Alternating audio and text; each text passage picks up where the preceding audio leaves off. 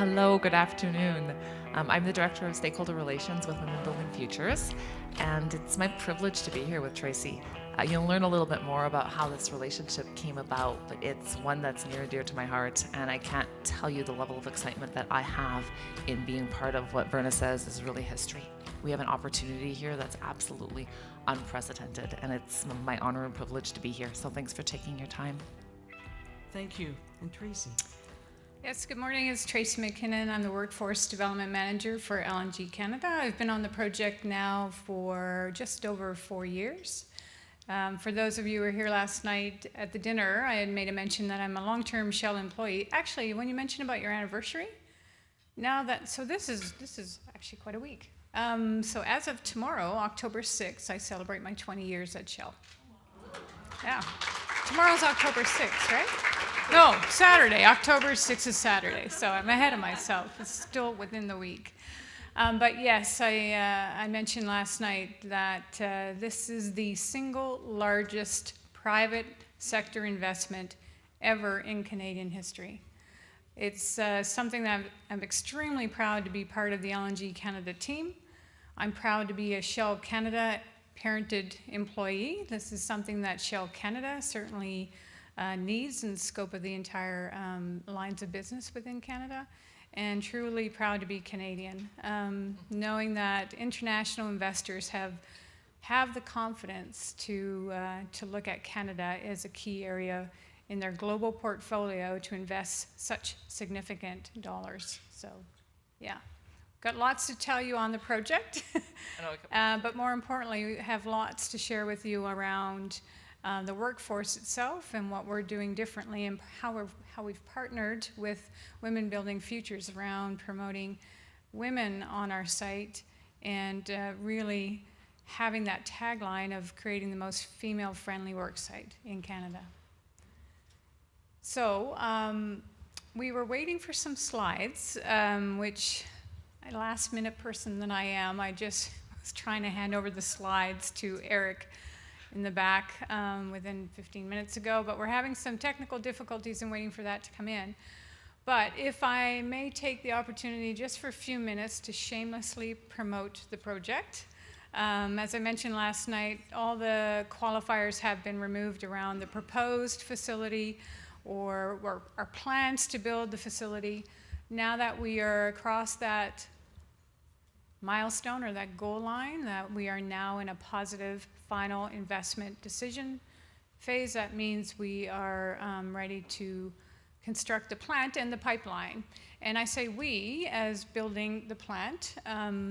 Technically, it is not LNG Canada building the plant. We have a signed executable contract with our engineering, procurement, and construction contract. I see slides. And I see a slide. See Perfect a slide. segue. Thank you, Patrick and Eric. So development of a mega project. I'm just going to spend a few minutes to give you a little bit of a visual around what this project entails and the materiality behind this project. When you hear the numbers last night of $40 billion investment, I just want to share with you what that looks like in the context of where we're going to build and what we will build. Before I actually go into the slides on the particulars of the plant and the pipeline, Eric, you have a video that I shared that is the animation of a site flyover. If you wouldn't mind, maybe if we can play. These videos are not long, but it just gives you an idea. It's a rendering of what the facility would look like. And Welcome to British Columbia, the place where LNG Canada is proposing to build and operate an LNG export facility. We considered more than 500 sites before selecting our site in Kitimat, which is at the mouth of the Douglas Channel in the traditional territory of the Haisla Nation. Let's go on a journey and see what our site will look like at full build-out. If you look on the right of the screen as we head up the Douglas Channel towards the LNG Canada Marine Terminal, you see the Haisla Nation's Kitimat Village. The Haisla and other Aboriginal groups in the area hold important traditional knowledge, which we incorporated into our project planning and design. Straight ahead is the marine terminal, which will accommodate 2 LNG carriers. At full build-out, there will be 1 carrier coming into the terminal and 1 leaving almost every day. The carriers will be assisted into port by tugboats. As we come onto the site, you see the Kitimat River estuary. This area has many valuable ecological features, including creeks and waterways, and is rich in both marine and plant life. Designing our facility footprint to protect the natural environment was of paramount importance and a responsibility that we took very seriously. As we fly over the site, you see 4 LNG processing units, also referred to as LNG trains. Our plan is to build our facility in 2 phases, each phase consisting of 2 trains. Construction of the 2 phases will take 4 to 5 years before the first LNG cargo is ready to be shipped overseas. Now that you have an idea what the entire site looks like, let's go into more detail on specific components. The rail yard near the bottom of the screen already exists and will be used to remove light condensate, which is a natural byproduct of turning natural gas into liquid. At the entrance to the site, we'll have new administration buildings, employee parking, a dedicated LNG Canada fire hall, and a BC Hydro substation.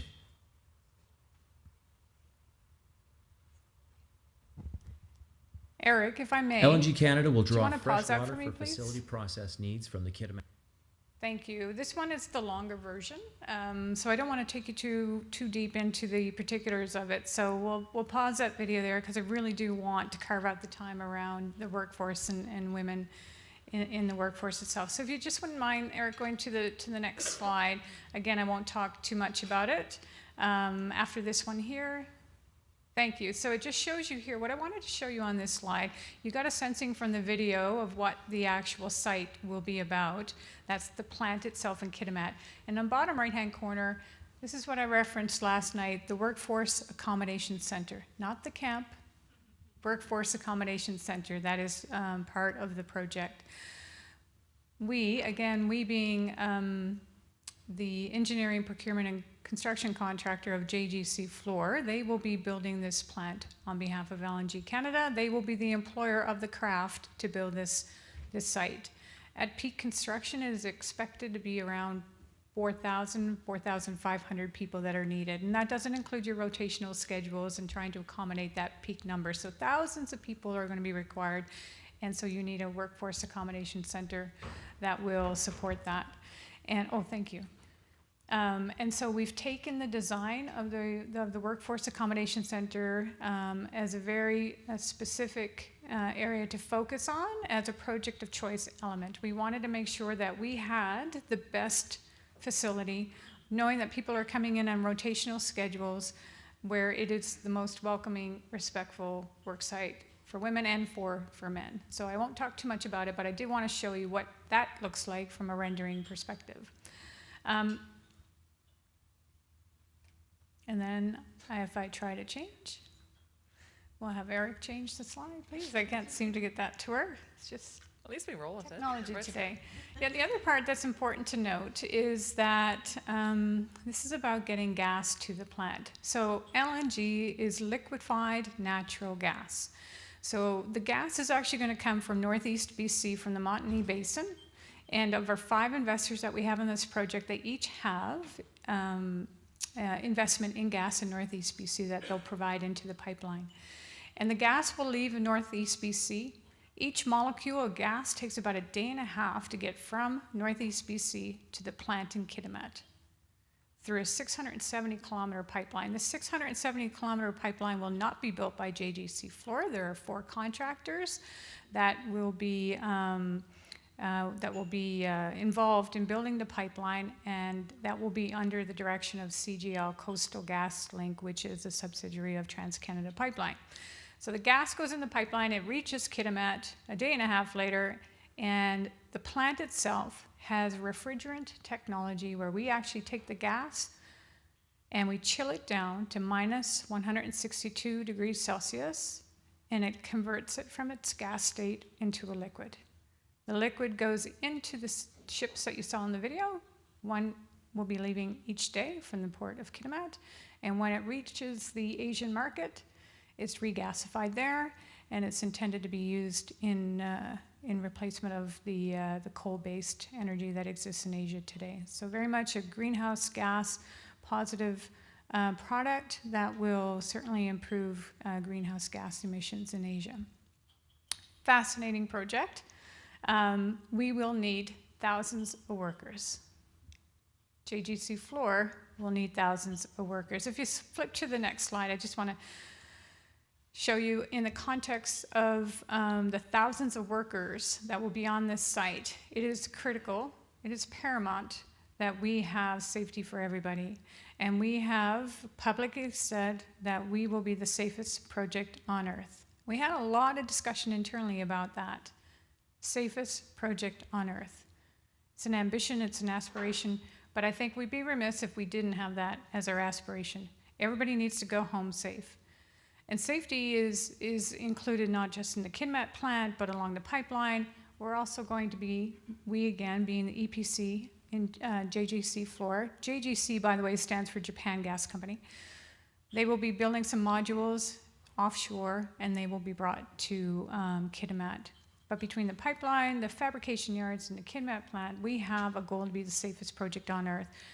And for me, in the project of choice elements that we talk about, how we differentiate ourselves from other projects in Canada is that, yes, that's HSSE, Health, Safety, Security, and Environment, but to me that also includes alcohol and drugs. Alcohol and drugs for me comes within the H of the HSSE, and that's part of why I wanted to talk to you today about is one project of choice element, because that's something we also learned through the research of the women in trades and women in camp. So I just have one more slide, and it's just to show you JGC Floor. I think some pictures there, and then we're going to take it to the next conversation piece. So Eric, there's one more, I think, on just a picture. The consortium of Japan Gas Company with Floor was chosen after a very rigorous request for a proposal. When we had a project delay in 2016, we took the action, LNG Canada team took the action to make it even more competitive and even more affordable project for the joint venture participants to consider. So we went back to market under an RFP process, invited 4 bidders to join in that RFP process, and they had to, the prerequisite had to be you needed LNG experience globally, and you needed Canadian construction experience. The selected bidder, subject to our FID, was JGC Floor. Japan Gas Company, I think, have built 48 trains in total across the world, trains being those processing units that chill the gas. Floor has over 60 years experience in Canada, so it's a natural consortium to actually undertake this project. So with a positive FID, that conditional contract moves to an executable contract. So where do bring we it over go to from women. here? Yes. I understand that a lot of research was done into this, not just the project itself, because it's so massive, but there are so many different components within it. And as the title for this session indicates, it's how do we make it female friendly? Accommodations, we have to house our staff, the people. And we also used the word journey in this title. And I think that word was used intentionally because to get anywhere from point A to B is a journey itself. And you may know how to get there, but what you encounter on that journey can be very surprising along the way. So I guess the first question I would have is, you indicate this as being a product of choice or a project of choice for women. Why is that? I can elaborate on that too. Yeah. Why Okay. is that? And also, why is that a goal for you? Why does it matter? And why did you set out to do that? Yeah, so when we look, as I mentioned last night, that it was surprising to me to hop in a cab and the cab driver say, we just saw this announcement and it just came out of the blue. I'd never heard of this project before. And we've been working on this project since 2012. And so it's been many years in the making. And depending on where we were, what year it was, we were looking at the labor force in Canada and the supply of the labor force for this project against many other projects across Canada. So you can probably appreciate in the years of 2013, 2014, before the oil and gas downturn, it didn't look very favorable from the aspect of supply for this project because we need the thousands and thousands of people to actually build this site.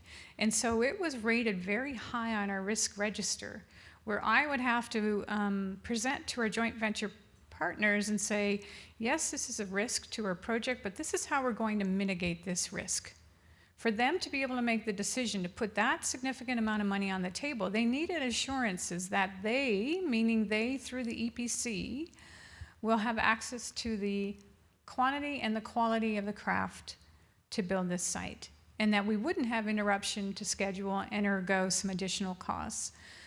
So as part of that mitigative process, or the mitigation areas around that particular risk, we looked at the labor force across Canada.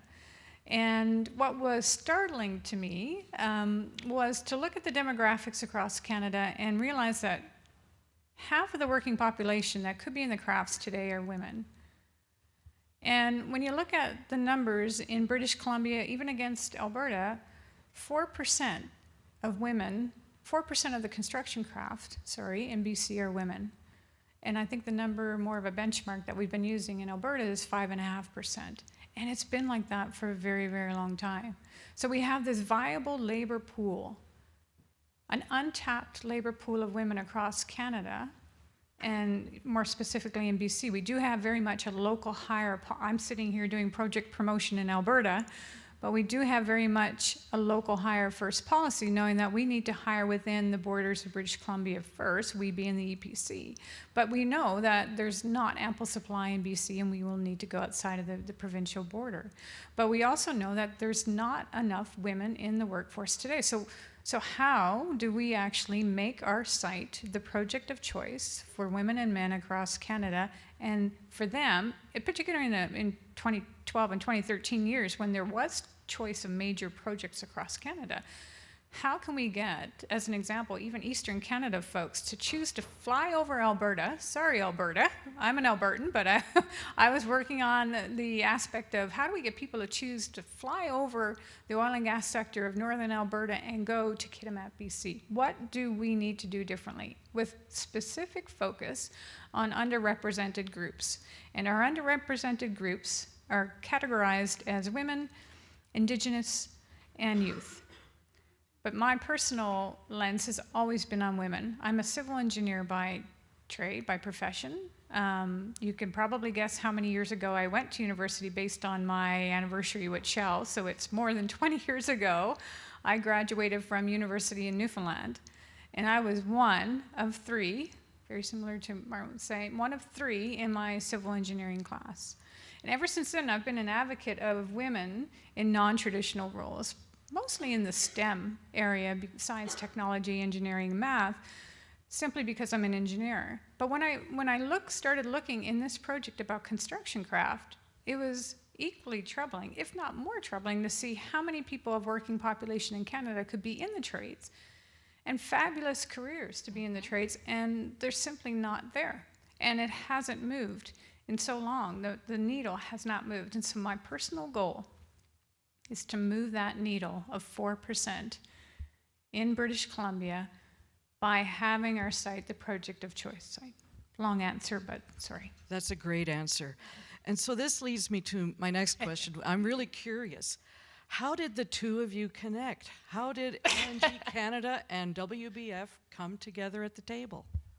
The truth, that a wine line at the Construction Owners Association of Alberta conference in 2017 is the truth. So we met at COA, and then I think we started chatting, and I know we'd meant to be introduced quite some time ago, and then knowing of the work that WBF does, we started talking about what do we know at WBF? I mean, what can we share based on our 20 years of experience? We've been doing this for a long time. And so I think that's what started the discussions. And then we started having those discussions. So Tracey would ask me questions, and we had a group of probably 15 women at WBF together in a room to try to figure out, what do we know now? At the same time, we were also conducting a research project that was funded through Status of Women Canada that was called WorkProud. And the goal of that research project was for us to learn how to not just attract, I mean, we've been attracting women for a long time into the trades. The goal of that project was for us to learn, what do we need to do to retain them? Because as Tracey said, that number, that 4 to 5%, hasn't changed in over 10 years. So what are happening to these women that we're attracting into the labor force? Some are staying, but a lot aren't. So as Tracey and I were talking, we were conducting this research project, and we sort of started to share what we learned there. And then we figured we didn't know enough.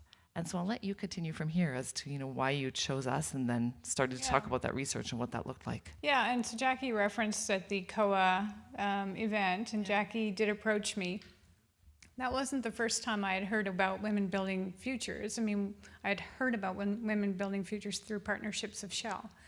But I also had heard when we were at the Canadian Apprenticeship Forum in Eastern Canada, probably 4 years ago. Is it? I can't remember what year. But there were other entities in Eastern Canada that do similar things to Women Building Futures. But Women Building Futures has a great reputation in Alberta and demonstrated results, ready-made infrastructure. We said, this is a logical partner that we need to actually start having discussions with.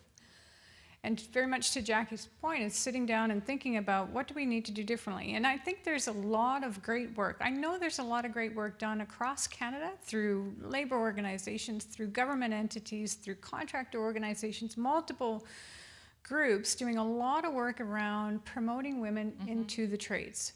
I don't think there's any more work that needs to be done there. I think there's lots of great things that can be leveraged up there. But we wanted to take it to the next level. I wanted to understand what do we need to do differently to promote women, to understand what are the barriers, either perceived or real barriers, for women considering going to a major project, a mega project in a remote location that has a rotational schedule, fly in, fly out, and a workforce accommodation center. What could we do differently from other workforce accommodation centers in Alberta, as an example, or even Eastern Canada? And what can we do differently around the rotational schedules or logistics, whatever it may be? Let's just take it to the next level. And this is where we started this dialogue around, well, the way that we're going to find this out is that we have to actually engage with those women who are either in the trades today or who are considering going in the trades today. I'm just going to add to that too. So what was interesting is when we started having these discussions, I said to Tracey several times, well, we do this. We talk to these women. We have the research. We know this stuff. And then at the time, as I was mentioning, we were going through the Status of Women research project. So we were doing, our own research. We were actually reading. I think we read everything there is to read on women in the trades. But Tracey, to LNG Canada's credit, to Tracey's credit, she challenged us to do more. So she said that's not enough. So we actually embarked on a research project that, from my understanding, is one of a kind, and it's one of the coolest experiences I've ever had. I didn't get to do all of it, but I certainly got to do a lot of it. And so LNG asked WBF to enter into a partnership with them as a research partner. So what we did with Ketrin Owen from formerly at the time Calder Bateman and Sandra Johnston from Johnston Research is we went across Canada. And we went from Kitimat, from the Haisla First Nation, all the way to Vancouver, to Alberta, all the way to Ontario, and then culminating in the East. And we did 9 different focus groups. 9 focus groups. And each of those had between 20 and 25 women each. And so we talked to a total of over 230 women. And so how did we find these women? I mean, these were women, to Tracey's point, that we wanted to talk to women that had some experience or some exposure working in workforce accommodation sites. And so they did. And at various levels of exposure, right? Some were laborers, some were tradeswomen. There were a few that didn't have direct exposure, but rather had friends and family that worked in camps or camps. They worked in camps. Those were camps. Yeah. And it was so interesting what we learned. We offered, so they were 2.5 sessions each. And do you want to add to anything? Yeah, I think it was important also, when we had the results in hand, I said to Sandra and to Katrin and to Jack, I said, hold on, let me just do a calibration point. Because this is all feedback from women-only focus groups that we did across Canada, 9 in total, over 200 women. I want to do 2 more focus groups. And they kind of looked at me odd and said, well, where do we go now? And I said, it's not about where as much as who. And I wanted to do 2 focus groups that were men only. I wanted to calibrate the feedback from the women in the focus groups because some of the feedback may not be unique to women. It may be something that we need to consider for women and men. And what, again, do we need to do differently on site to support that feedback of, if you do this, that would actually make me decide to come to your project versus going to we can't make commitments, of course, in any of these focus groups. So this is purely just an intake session for us to really consolidate all the information. So some of the things we realized that it's not unique to women, it's across the board. But other things that actually reinforced or validated what the women were saying. Some men really, I was really impressed. I attended one of those, and it was Eastern Canada. And some of the men in the room were very brave to speak up and say, I've seen the issues at the site level. I've seen the disrespect that happens to women. I don't know what to do. I don't know how to intervene. I don't know how to help them. And it was a punctuation for me that these issues still exist. I have some quotes that we're going to put up on the screen because I share any opportunity I get. I share these quotes from these women who all agreed to share these quotes wherever I go. But it punctuated the issues are still real, and we've got work to do. I think with the men, I mean, we'll share a few of the stories and things that we learned from the focus groups, but I attended the one in Western Canada, and one of the things that stood out for me was, and I'll use the quote, alpha male bullshit. And like the men were saying, they said, that's what happens in camps, and we don't like this alpha male bullshit any more than the women do. And that was huge. Everyone wanted work sites that were free of harassment. I just think they didn't quite know how to support or to get there. And the other thing that stood out for me in that one focus group that I attended with the men is there was 2 men specifically that were different. I think there was 20 men, and one of them was openly gay, and the other one was quite a petite man. And those were the 2 that really seemed to have the best understanding of some of the issues that someone that was different were to face in that kind of environment. And they were really vocal about wanting to do whatever it took to work in an environment that had strong policies and that was free of harassment. Again, they just didn't know how to get there. And I think one more thing with the men that I'll say that struck me a little bit, and it's consistent with my own experience, is that the men, they underestimated, or they didn't quite understand, or have the same perception is probably a fairer way of saying it.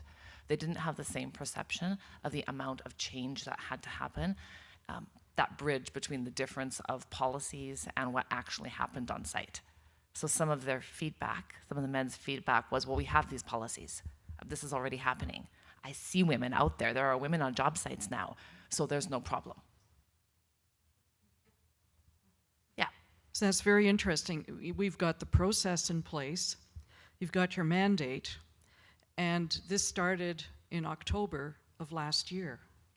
So much has happened in this last year when you look back at it.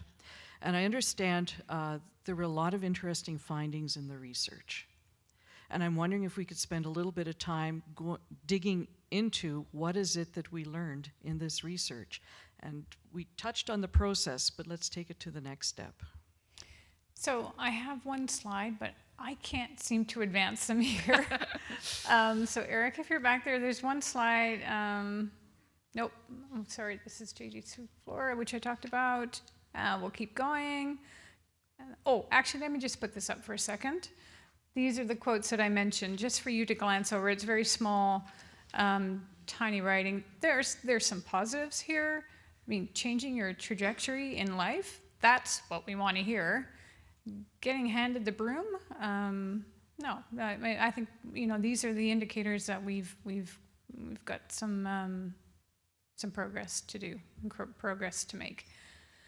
Can I just read some of these quotes sure. on here? Please go ahead. Because I hear them in the classroom. And it's like, we need gear that is PPE in women's sizes. I hate having to make do with products made for men. Nothing ever fits. Another, it can be very isolating being the only woman on a crew.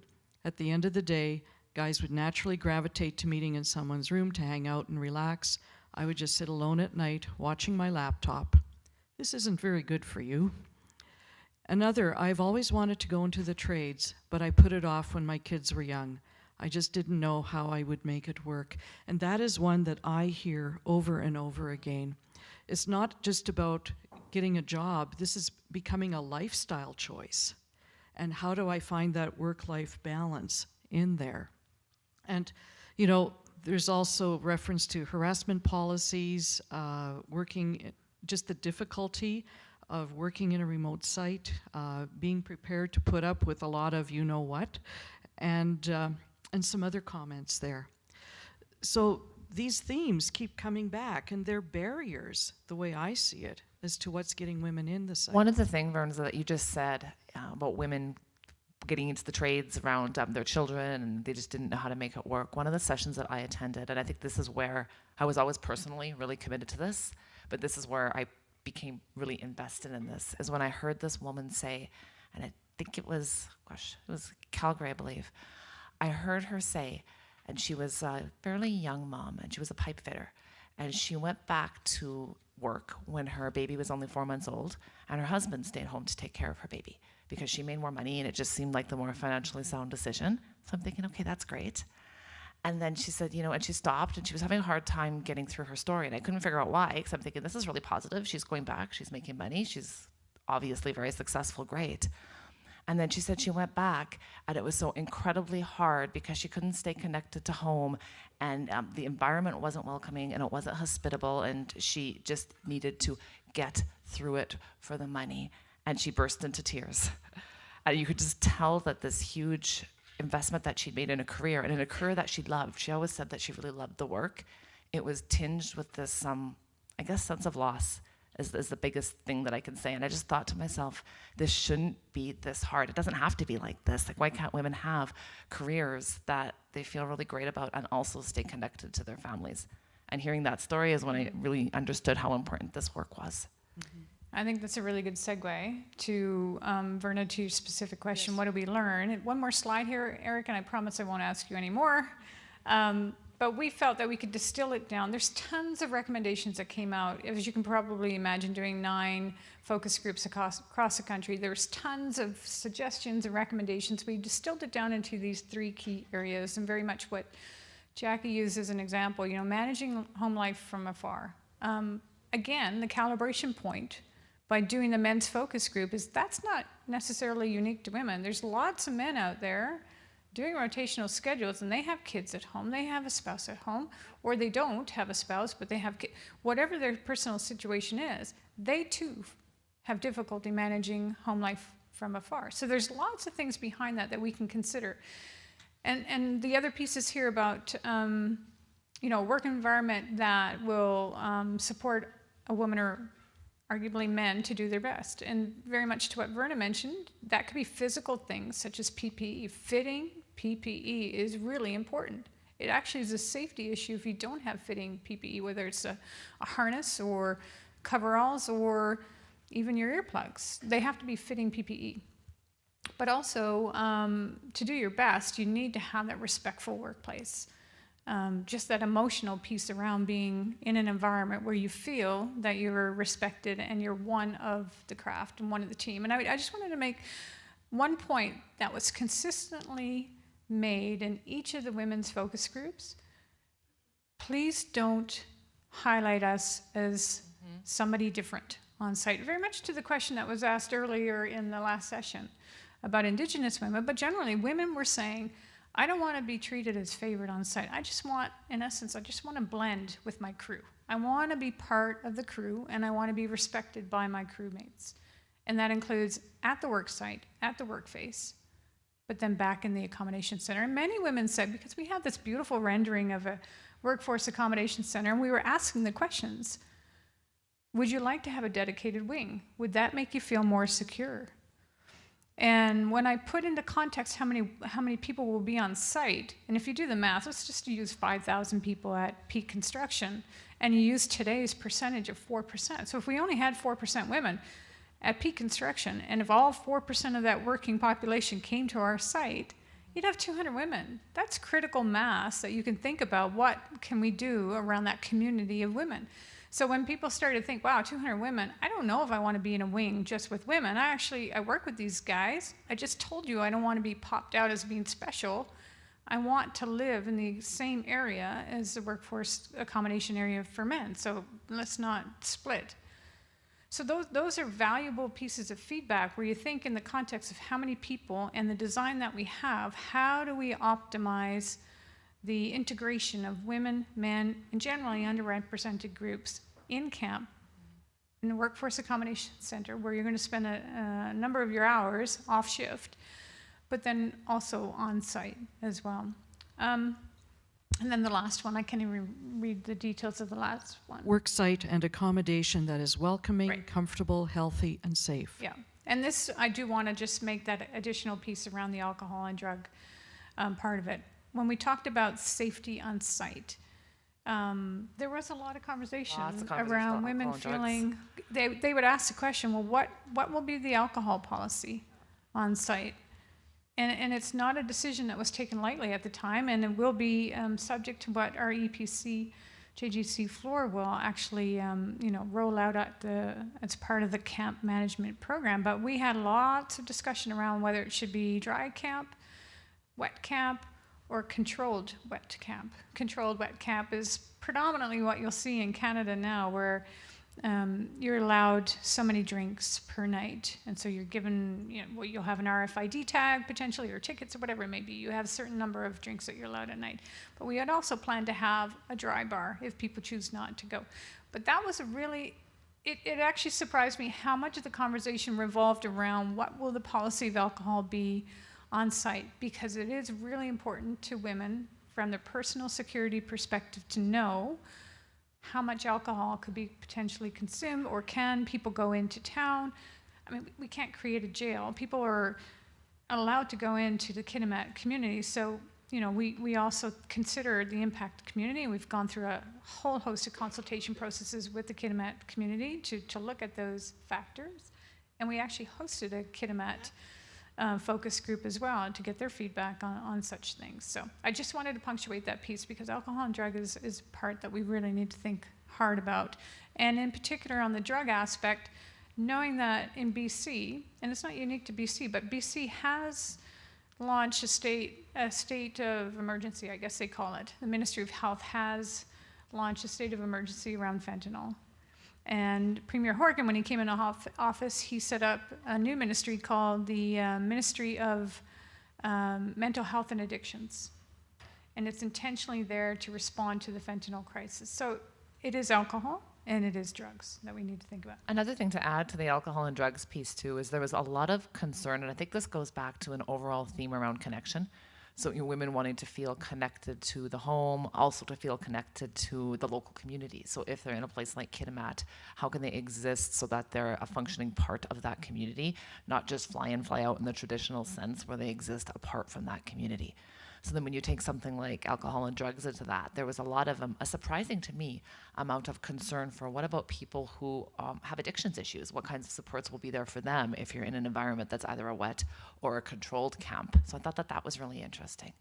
And then the other piece is, we talk about 200 people being critical mass, and then women not wanting to be isolated, which is something we hear constantly in our groups, is people just want to do good work, whether they're men or women, and be given the tools to do good work.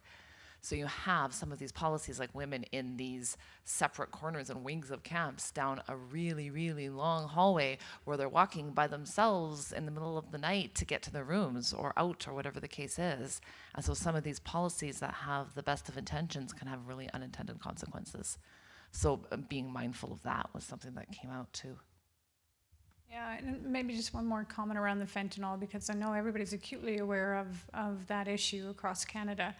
But LNG Canada, I specifically participate in another working group because it is such an important topic. But there's a working group established under this Ministry of Mental Health and Addictions to look at what mitigative measures can we put in place proactively and potentially reactively around fentanyl overdose, because it's been determined through now significant reporting in BC. The coroner's report just came out again, and you may have seen some headlines around it, but there's a disproportionate number of construction trade workers who are succumbing to fentanyl overdoses. So now it has the attention, well, it's had the attention of a number of organizations, but specifically the building trade unions are actively involved in this particular group, as well as Progressive Contractors Association and CLAC. We're all now involved in this working group to look at how can we proactively, where we can, avoid fentanyl being an issue either on site, or it's not just on site, of course, it could be potentially at home on off rotational schedules. but it relates to construction workers. The correlation is construction workers who have long-term pain or injuries from work, and so they may start with a different type of drug and then eventually get into fentanyl. So we're squarely in the middle of that working group and trying to work with these organizations, and what we, again, can do differently as a project of choice for LNG Canada, as well as JGC Floor to be the employer of choice. So a lot of these recommendations generally, and I know probably we're getting short of time, but a lot of these recommendations, we are working with our EPC, with JGC Floor, to determine what do we best put in place to really, again, support LNG Canada as a project of choice and JGC Floor being the employer of choice. And as we're talking about this, the other layer that can add more complexity to all this is the legalization of marijuana and how that'll play out, because that's part of it as well. And I'm sure there's going to be a lot more discussions on that particular topic over time. Any other findings or surprises that you had when you were doing the research and talking to 200 plus people? I can speak first. So one of the Sandra and Katrin we talked about, who are the researchers that helped us with this project. So neither of them have a background in trades. You know, they have a background in advertising and marketing and research. And so they were really excited to take part in this. And I think, you know, I talked to both Sandra and Katrin a little bit on the weekend just to refresh my memory and in preparation for this. And one of the things that really struck them is I think they started this prepared for some really great feminist dialogue on how important it is for women to get into these careers and equality and all of that. And the first thing that they learned, and they learned this very quickly, and I don't think this will be a surprise to Verna or Carla or Elaine or any of our WBF staff that work with our students every single day, is really, there's a lot of practical concerns here. So again, it came back to that women want to be in an environment with strong policies that's inclusive, that just allows them to do a really good job. And so instead of talking about philosophical issues, there was very little of that. It was talking about things like PPE and proper washroom facilities and proper policies and feeling connected and just concerns that any human being would have when going to work. So that really struck Sandra and Katrin, that's for sure. Is that consistent with your experience, Yes, Verna? yes, very much so. It's amazing how much time is talked about the realities of bathrooms and the variety of what you encounter on a job site. And especially takes on a whole new reality for those working in heavy haul truck. And you're in the middle of a mine pit and you have to take care of yourself. Where do you go? So interesting discussions, and I'm not going to go into details of what we talk in the classroom. That stays in the classroom. I think maybe one more thing I just want to add too is, you know, a lot of what I heard, so then you hear from Sandra and Katrin how surprised they were. Doing what we do, I wasn't surprised. But I think because we work with very specific employers, that we really try to vet carefully. We do vet carefully for having the same kinds of values that we have. And can we control what happens at every single job site? Absolutely not. We know that all it takes is one supervisor or foreman to create a negative experience for a woman. But I would say we generally are working with a certain type of employer. So then when you go out and you talk to women that are not WBF grads, I was struck again by how far we still have to go. Like there was this one woman who was talking about her experience in, I don't remember if it was a camp or not, but she was saying that for 2 years she existed in a world where she didn't make eye contact with her male peers when she would walk down the hallway because she was afraid that it would be taken as innuendo. And so she had to go, and she felt that, I don't know why, but she felt like she had to cast her eyes down so as not to give the wrong impression until she earned a certain level of respect. And I just remember thinking, like, that's not how it needs to be. Yeah, I mean, certainly we had an individual, and she's very comfortable for me to mention this on a regular basis. She actually was at a work site and felt that way, keeping her eyes down. She works now in a corporate shell world. She still keeps her eyes down. She still can't comfortably look in the eyes of her male counterparts when she walks down the hallway. So it's a long-term impact, unfortunately. So I think, you know, for me, the biggest eye-opener or learning has been it's a cultural change that still needs to be made. I think, you know, on the pieces around uniforms or bathrooms that could be improved or access to things, I'm not trying to belittle those, but I think those kind of bricks and mortar pieces are achievable. We can attack those square on and make a difference with those. The really hard part is making the cultural change around the respectful workplace. And I equate it to safety. I mean, we in corporate and in contractor and labor organizations, we have been on a journey around changing the mindset around HSSE and supporting the safest project on earth. And we've come a long way, but the cultural change has to start at the top. It's a leadership-driven cultural change. And so for me, it's taking these messages to our leadership team in LNG Canada, to the leadership team of our joint venture participants, and to the leadership team of JGC Floor and say, we need to make a change. We don't tolerate harassment. We don't tolerate bullying on our site. It is a zero tolerance policy that we need to have. So we need to start at the top. And actually, I'll share this with you because I was quite encouraged. When we had our FID announcement at 11:01 Pacific Standard Time on October 1st, Andy Callitz, our CEO for LNG Canada, was there the next day in Vancouver to join in the media conference with Right Honourable Justin Trudeau and Premier Horgan and others. And when he referenced the construction workers, the number of jobs and the construction workers that are needed for this site, he intentionally said the women and men that are needed to build this site. Oh. And you just get, I just got goosebumps. Yeah. Thanks, Tracey. And then he reiterated the same point again at our VIP luncheon. So he intentionally, and so he is our senior leader for LNG Canada, and he's setting the tone through not just his own organization of LNG Canada, but through all these external stakeholders. There's 140 people at the VIP lunch in Vancouver, and it's a whole host. I think I saw Paul DeYoung here earlier, and Paul was there, and he heard it twice as well. Women and men will build this site for us. And so that, to me, is a starting point. So I thanked him for that mention, and I know that that's where he's going to drive his leadership team and others in LNG Canada as well as the joint venture partner.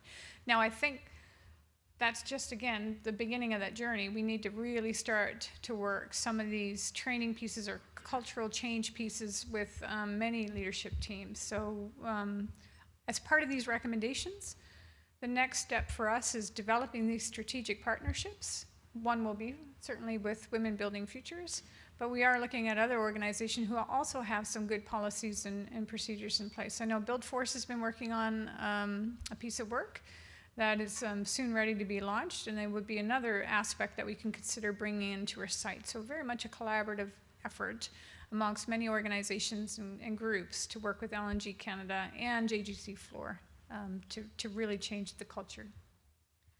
I have a question here. In your research, did you find that there were unique needs specific to Indigenous women? Yes. I could try that first. Yeah, well, we did. I think we found some of them were similar. The racism was startling. Most of the Indigenous women that we spoke with spoke first of the racism and second of being an Indigenous woman.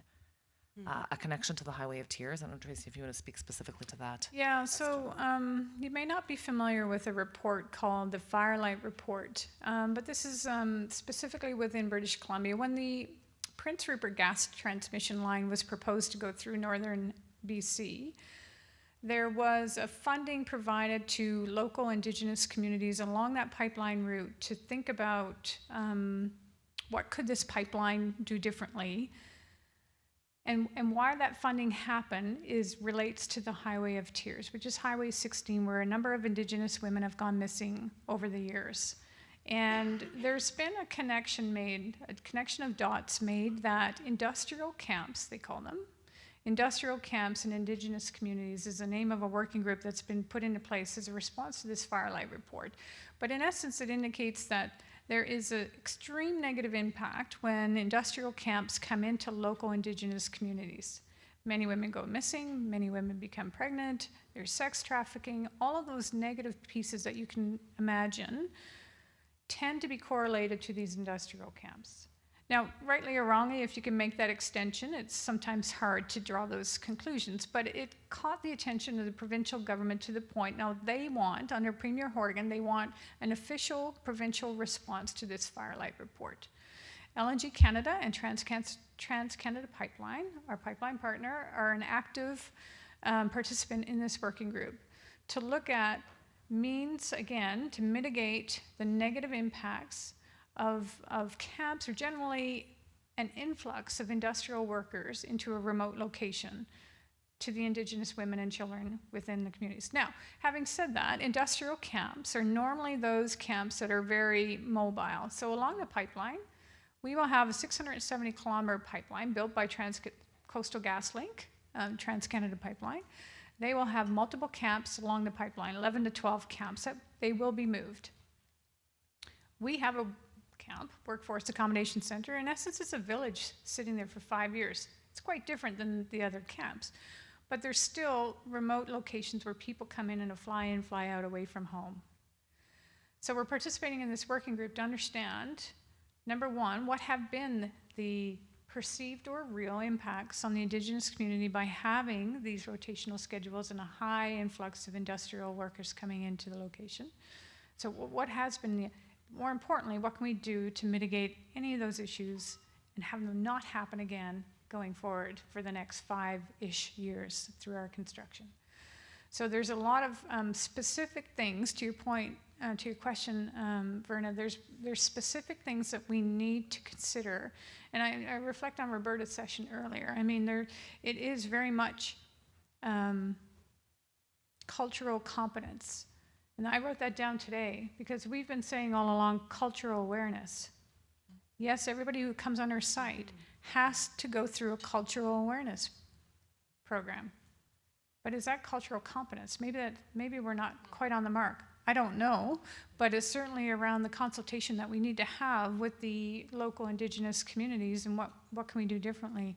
And there's a lot of those cultural imperatives that Roberta mentioned earlier that we absolutely have to make sure that they are alive and well on our site.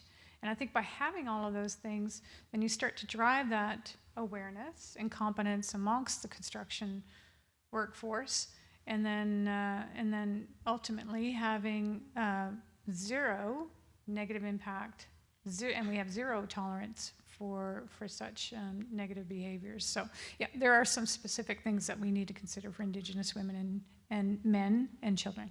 That's right. One very thing complex. too that I just wanted to add to that is I thought it was really interesting because it's a unique situation here where you're so close to the Haisla First Nation. I definitely think that there's some opportunities, and I heard through the non-Indigenous groups some opportunities for real education and reconciliation and bridge building.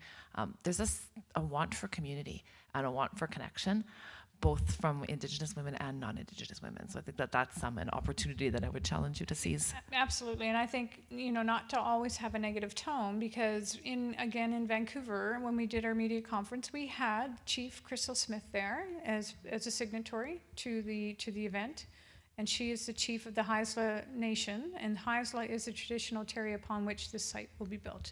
And so we've had a very long-term relationship with Haisla and many other First Nation communities, of course. But the emotion within the Haisla chief and the others that were there was around, this is transformational. This announcement will be transformational for our community, for our members. The opportunities are galore. I mean, yes, we have to kind of balance against some of the negative impacts or some of these dots that have been connected between industrial camps or industrial sites and the impact to Indigenous communities. So we're very cognizant of that and putting in mitigative measures. But let's look at the upside here. Look at the positive piece. This is transformational, not just for the construction period of 5 years for this community. We plan to operate for 40 years in Kitimat. This is a 40-year license that we have in Kitimat. So it's not just Chief Crystal Smith, and her kids. It's her grandkids, it's everybody's grandkids. And this is why it's so important to look at youth and kids in the schools today. This is opportunity for many, Indigenous and non-Indigenous. One of the things that you're reminding me of, Tracey, is a session that I went to in the summer not too long ago. It was Mammut that did sort of a half-day session on reconciliation was their theme. and it was Chief Crystal Smith, and then I forgot the name of your Indigenous Relations, Michael. Mike Eddy, yeah. Yeah, and they did a panel back and forth just talking about development and consultation and their personal experiences, and the rapport between the two of them was just so awesome to see. Like, it was authentic and it was real, and Crystal actually brought the audience to tears, and I wish I could recall the exact question, but someone asked about her perspective on development, and she said that she cautioned if there was another way forward, that didn't involve her land so that her family and her future and her generations afterwards could actually see a future, she challenged anyone in the audience to tell her what she could do differently before they stood up and criticized. And she had tears, and I think you could have heard a pin drop in that room. But it was one of the coolest things I've ever seen, and that you can't have those conversations if it's not based on a real rapport. Exactly. It's pretty cool. And I noticed just how still this room got when we asked that question. At this time, I'm going to open it up. We have a few minutes to entertain any questions that someone may have. Is there someone with a roving mic? No, Do you need one? I can start with a question. I'll try to Okay. speak as loudly as I can. I'm Andrew McKinnon. Actually, commend your team's effort around this. It's certainly great to have a positive news story in the oil and gas industry. Thank you. So congratulations, firstly. My specific question is, and I know it's early days, it seems like you have some pillars here that you can measure success behind, but what are your thoughts on what your actual journey will be from a successful implementation of an inclusion environment? Yeah, that's a great question. I mean, I mentioned earlier about my personal aspiration to move the needle beyond 4% women on our site. I'm not a believer in quotas. I believe in meritocracy. So I think everybody needs to be qualified to work on our site. And certainly that will be the remit of JGC Floor. I keep saying JGC Floor, but for ease of mention, it's Floor is doing the Canadian aspect of our project. JGC, Japan Gas Company, is doing mostly the modules. But so my own personal ambition is to see more than 4% on our site, but without setting a specific target. One specific target, however, one quota that we have agreed to, and this is not just an industry commitment, but it has been a commitment as early as 2013 between government, provincial government of BC, industry, First Nations groups, and labor, is that we will have 25% apprentices on our site any given time through the duration of the project. And that is recognition that we just simply don't have the bench strength of the apprentices in the system today. It's not unique to BC, as you're probably acutely aware.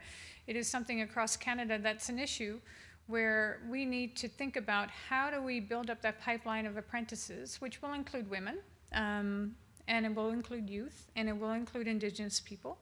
But how do we ensure that we have a pipeline of these apprentices coming through the system and be able to work on other projects after LNG Canada, knowing that we've got unprecedented number of retirees happening or soon to happen between, I think the numbers are staggering. I mean, 250,000 people short in the trades by 2025 or something. Now, whether everybody actually retires, you hear anecdotal evidence that people are working longer, or I think there's also an opportunity where we can bring back near retirees to our site and think of those individuals from a mentoring capacity, women and men. So my hope is to see number of women increase in participation, number of youth be more interested in the apprentice opportunities, because we have a 5-year build where we have an opportunity here through Floor to really look at innovative means of developing apprentices and getting them to their journey level through a course of a 5-year construction. And looking at the Indigenous population within the community of Kitimat and then beyond the borders of Kitimat. So we very much look at, again, this local hire policy of a pebble in the water approach. So we look at Kitimat, Northwest BC, then we look at BC, and et cetera, et cetera. So success to me is to have a fully inclusive, not just diversified workforce, but a highly inclusive, respectful workforce where we see harassment-free environment for all underrepresented groups. And yes, we've talked a lot about gender diversity, but there's, diversity across the board. It could be age diversity, gender diversity, race. We expect to have, BC talks in their numbers of labor supply, that they know that from an immigration perspective, they'll have a number of immigrants needed, permanent residents coming in to actually work on a number of construction projects. So we fully expect a multicultural site as well. So it needs to be highly inclusive, not just diversified. Thank you. Any other questions? Yeah, so my name is Keely. I'm a B-pressure welder. I'm sorry, I'm looking I'm at over. I don't see. Oh, Over here. okay, hi. Yeah. Hi. So I'm a B-pressure welder, and I'm listening to you talk about camps, and I just wanted to, I know a lot of people here don't have exposure to camps or have not had previous exposure. And personally, I've been in camps, an entire range of them. My first camp experience, I wanted to just give you a little story of like a personal note, so that camps are not sunshine and daisies. My first camp, I showed up, I cried. It was what I envisioned prison to be like. And so hearing you talk about the improvements that you want to make in camps, I think, yes, I go to work, I go to make money, but camp is a big part. I spend half my time at camp, half my time on the bus, and half my time at work. Like it's something I wanted to speak to, that it's as bad as they say it is. It's not people being soft or whatever. Sometimes the camp I was just at a couple weeks ago is dorm style bathroom. That's not even okay to have a dorm style bathroom, and you share showers with the person.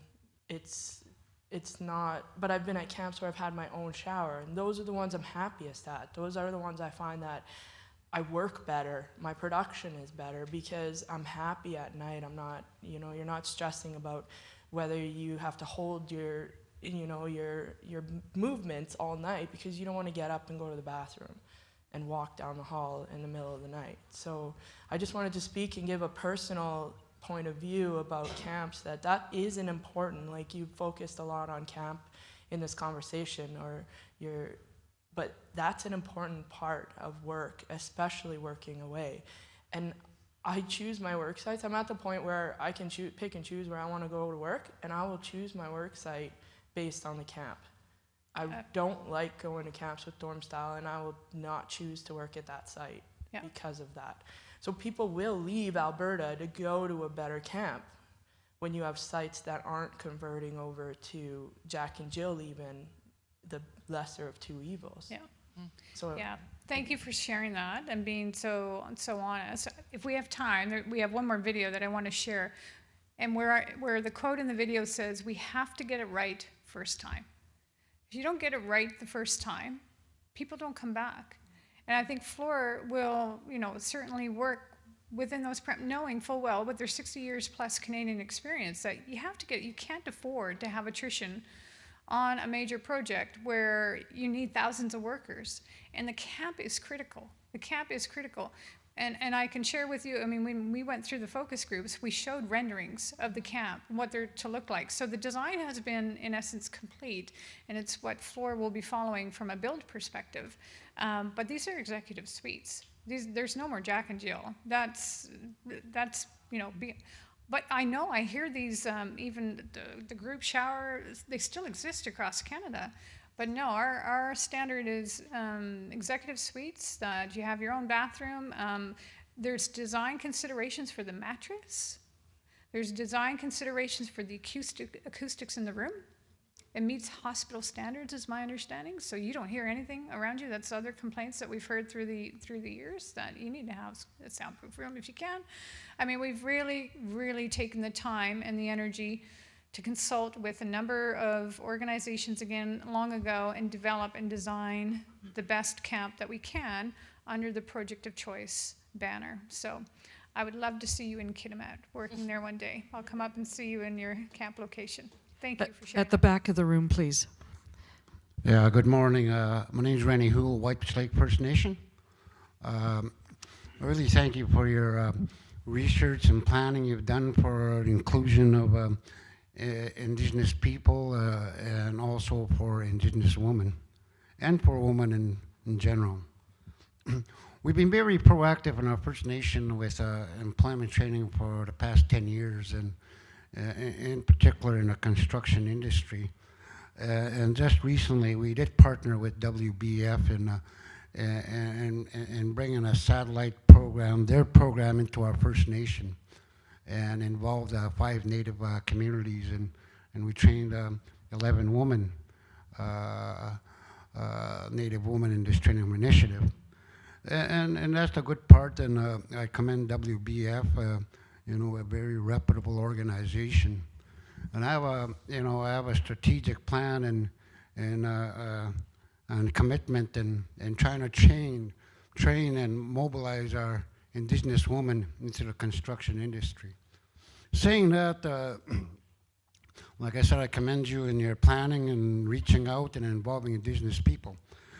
And saying that, we always run into closed doors, and we always hear this from the big corporations and the big companies that the commitment is there for Indigenous people, the commitment is there for women in general, and all that stuff. But it's not that easy and rosy as we see here from the other side. And I know that the companies do plan like that, but you subcontract out to your subcontractors and whatnot. A lot of these subcontractors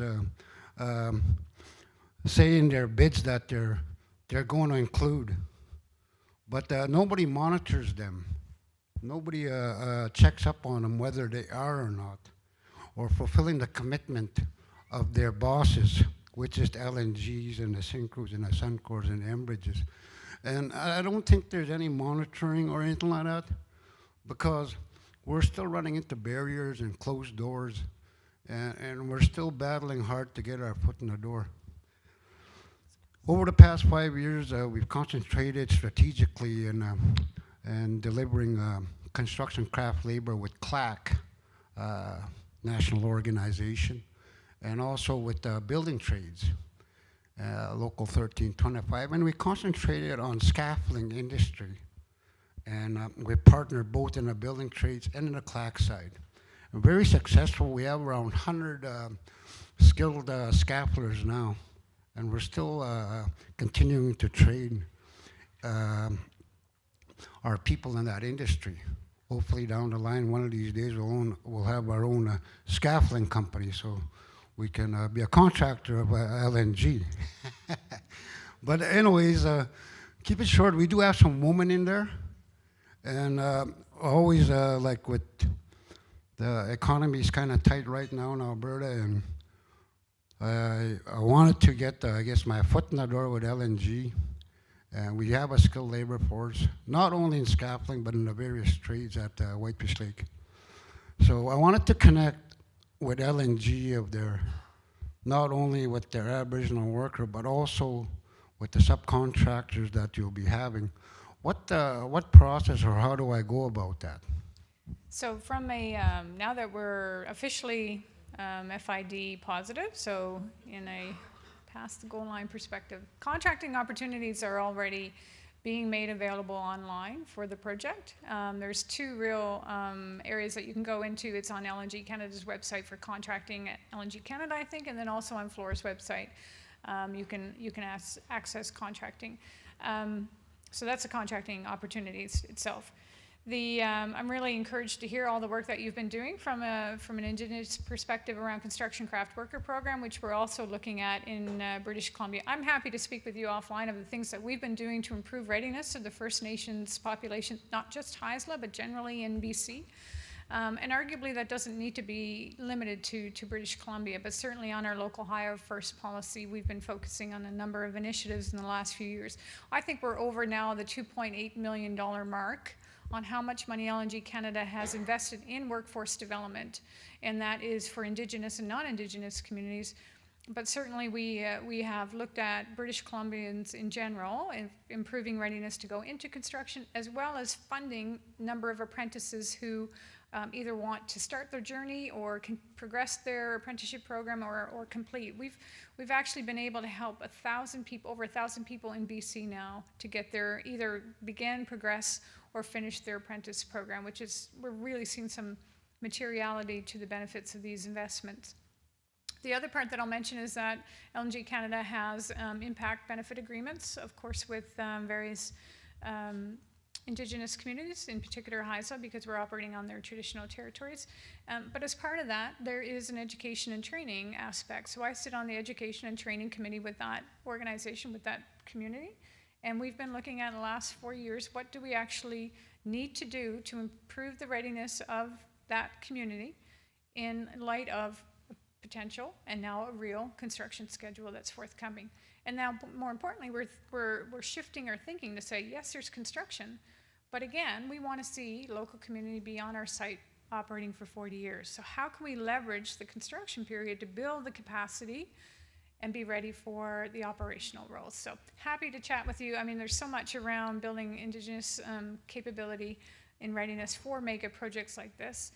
But certainly on the contracting opportunities, you can find those generally through the websites.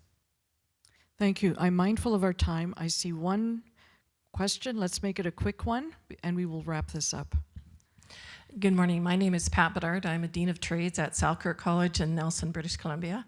And my concern is how do you sell to young girls in high school and college that the trades are a good way for them to be? Because when you see these things, it's like, wow, you should go into trades, but you're going to meet with all these barriers. So how do I sell that story? I think I can take that one, or I'll start that one and let Tracey move on to that. That's we spend a lot of time dispelling the myths and really selling construction as a way to build a career. I'm not a tradesperson in any which way. I'm actually a nurse, and I was a nurse from 18 years old because I came from a family where not going to university was not an option. So if I would have come to my family at 17 and said, I want to be an electrician, they would have said, no, you don't.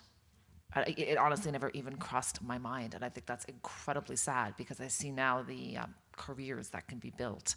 And that's why I'm so passionate in sharing that. And so I think it's just helping women, those role models,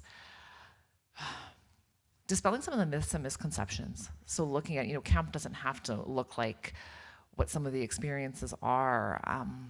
Talking about the careers, so if you want to be in the tools, that's one way, but there's so many careers beyond that. So we talk to our students about just get your ticket and you can work in workplace planning and safety and quality and operations, and just making sure that women are aware that that is a career path. And I don't think it is just women. I think we have to talk to their parents too, and influencers. And to me, it's the societal problem of esteem of the trades that goes far beyond a gender issue. Yeah, I fully agree. I mean, Roberta mentioned it earlier about demystifying oil and gas for a number of youth. Not just youth, it's adults too. But we've certainly realized going into British Columbia that the high schools, and a bit of this is unique to BC, but the high schools didn't have the shop classes that you needed to have. They didn't have the hand-on tools where you can actually expose the kids, boys and girls, to what the trades actually could be about. And they don't have the shop teachers either. So we took the initiative to invest in the tools, but you still need the teachers. And so they're getting more exposure to the actual trades, I think, in school, and that helps them to make independent decisions. But very much to Jackie's point, we're finding that parents have historically said, why would you want to go, I need you to go get a university degree. That's where you'll make the money. Don't go in the trades. So we know that we have this audience that we also need to influence and say that being in the trades is a fabulous career. You come out of your apprentice program, you've been working already through your apprentice program and being sponsored by an employer. That's how you get through your apprentice program, and you're working and making money right away. How many kids in university today that come out with huge debt and no jobs? So, I can add to that too, just to that point exactly. It's also demystifying that system. So apprenticeship is confusing, and we hear from our grads all the time that they just can't. I remember one of our orientations recently for our heavy equipment technician program. There was one woman who had tried to get into the trades, and she had laboring experience, but she tried to get a job for 10 years, and nobody would give her a job without the experience. And so it's demystifying that whole cycle and helping women and men. I think this is a people issue, again, not a gender issue. Just get into it. I'll give you one example of a program, and I think this is where it could make a difference of trying to influence parents as well. There's a program called Mind Over Metal. It's a welding camp. We partner with Canadian Welding Bureau, and these welding camps are for youth, for high school. So they go for a week. We pay for the kids to go to this welding camp, and they learn the arc and the spark of welding. And so they've gone into these programs, and we invite parents to come and watch, and they come to the celebration or graduation at the end. And the most recent ones that we've done, we've actually altered the curriculum to bring in some of the Indigenous teachings and learnings within the community of Haisla. So there's Indigenous and non-Indigenous in this program, and they come out with an actual product that they make from welding. And they go to their parents and they show their parents this tangible piece that they've worked on and how interested they are in welding and what other trades could be there. To the point now that we have parents asking, can we take this program? It's not necessarily for youth only. So that's an example of a program where I think it works to really mention it to and expose the youth to it, but also get the parents excited about the trades. The other part is that we know as a company, as an owner of the project, and Floor as an employer, we know that we need to get into the communities, we need to get into the schools and convince kids and parents why the trades are the right place to go. And on top of that, the teachers in the school. So also really, if they haven't had shop teachers forever, I mean, are they really getting the counseling or the direction or the informed decision-making process around going to the trade? Probably not. So we know that we can actively be involved in that, and hopefully Floor is participating with us as well. I'm looking over at Brett. Thank you.